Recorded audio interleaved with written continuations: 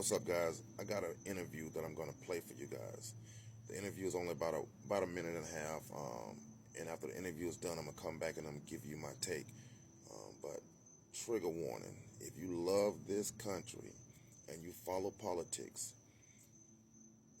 I'm warning you that you may be triggered, you may be angered. So here we go. Violence. And we have to seize the institutions, seize them and then purge them. We seize the institution, purge them, and that's why you've got guys, it's not the Doge crap. This is serious people like Russ Vought and others that have spent years thinking this whole plan through. We must strike, and we must strike now. I warned y'all that it was going to be triggering. If you follow politics and you love this fucking country, that had to piss you off, especially if you are a Republican. In that video, you realize how bad you were used. Those people, Donald Trump, Steve Bannon, Stephen Miller, that guy Vought, who he's talked about, and there's a few more, they all used the average Republican voter, because the average Republican voter didn't and they still don't want to seize the institutions. They don't want to purge the institutions. They don't want to eliminate the administrative state. They don't want to do all of those things. They only had a few grievances. One of those grievances was big government. They don't want a big government. They want a small government. They want to stop all of the spending that the country had been doing. They wanted to end abortion. They wanted to end same-sex marriages. They have the same typical conservative grievances that they've always had. They didn't want to rewrite the Constitution and change the Constitution and seize power and seize the House of Representatives and the Senate, deconstruct the administrative state. They didn't want to do any of that. So they was tricked. Steve Bannon, Donald Trump, and Stephen Miller, they used the grievances that those people had to gain their vote and their trust.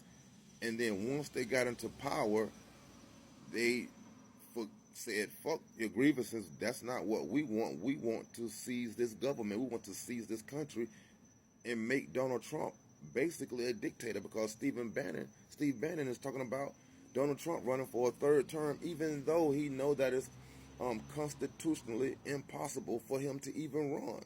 But he's talking about some way that they can do it. They can't do it constitutionally. So how is he going to be able to do it? These people are traitors, and they use the average Republican voter to gain power. And now that they have gained power, they have taken all of the institutions that the average poor Republican needed. People are about to lose their SNAP benefits. They're about to lose their Medicaid and their health insurance. All the price of everything is through the roof. Donald Trump implemented these tariffs just to have control over corporations. He didn't implement these tariffs to bring back jobs to America, because he know that tariffs don't bring back jobs. But what that do, it give him control over the corporation. So now, if a multi-billion-dollar corporation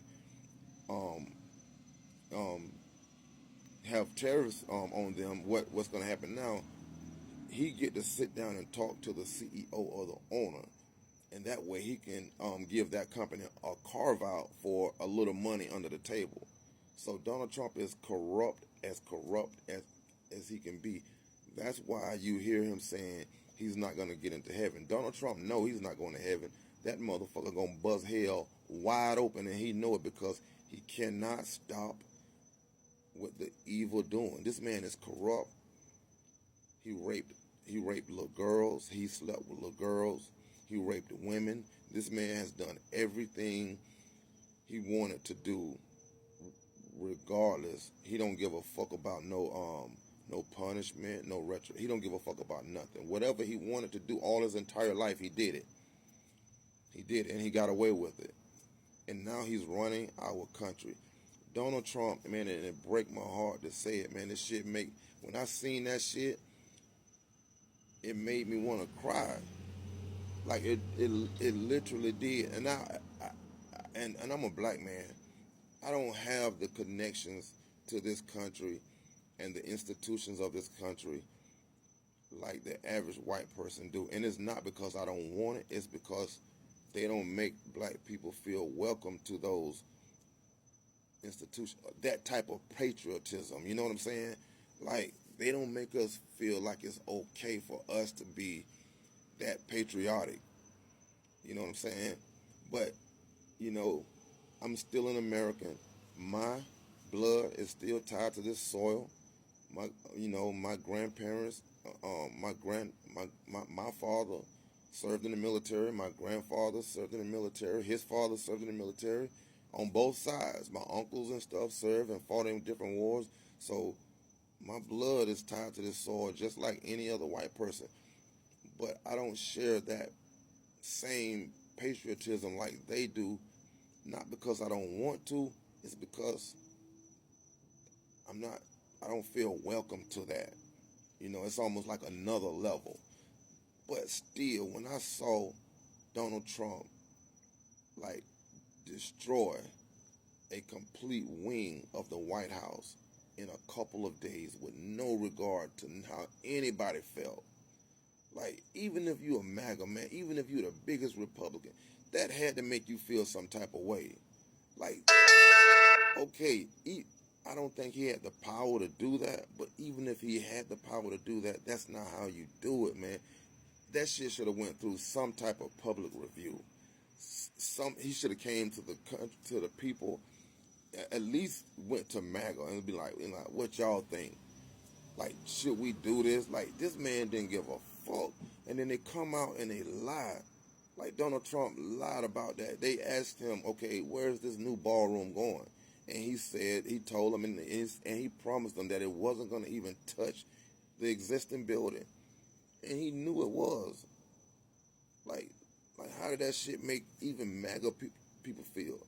Nah, that's another thing that they got to come out and defend Donald Trump with. And then they comparing Obama, by Obama putting a basketball court on the White House ground like hundreds of yards away. And then he didn't even pour it in the concrete. It was already a tennis court. So all he did was paint over the tennis court lines and make a basketball court. Put basketball court lines on it. And they trying to they so fucking ridiculous, man. Like, right now, this shit don't even seem real. It's like a movie plot. And it's not, I'm not even talking about a serious movie. I'm talking about a comedy. Like, the shit that this man is doing, and they coming out defending it. Fox News is becoming a parody of a news channel. Like, they're really becoming a skit of a news channel. But like I say, when I seen that shit, Donald Trump knocked down half of the like the entire East Wing, like, the east side of the fucking White House, like all of that history is just in a fucking landfill somewhere. And then remember when we saw the video of people throwing shit out the window of the White House, and Donald Trump came out and said that's fake as AI. That's what they was in there doing. They was in there throwing probably taking shit off the wall, pulling carpet up and shit. They was preparing that building for what they knew was finna happen. These people are liars, man. Like how could Donald Trump say he loved this country and just blatantly lie to the people like that? He knocked down the east wing of the White House within a couple of days and didn't tell anybody. No citizen knew it. No public review. No asking, is it a good idea? Typically, shit like that shit go through some type of public review to give people time enough to chime in on what they think it should look like, how big it should be, what we should name it. Donald Trump is a fucking dictator. And it's because these people like Stephen Bannon and the rest of them knew the plot. They already knew the plot. And they used the average Republican voter. They used their grievances, which were typical conservative grievances that they've had for decades and decades. They used those grievances and told those people that they was going to fix those grievances. And they used that to get into power. And then once they got into power, their whole agenda changed. and that agenda is to seize the institutions, seize power, to purge the House and the Senate, and to purge the administrative state. And they are doing it. Once these voters wake up, this MAGA voters wake up, it's gonna be hell to pay. Stephen Bannon, your head gonna roll, motherfucker. The king always loses head. We've read this book before. We know how it ends. Just get ready for it.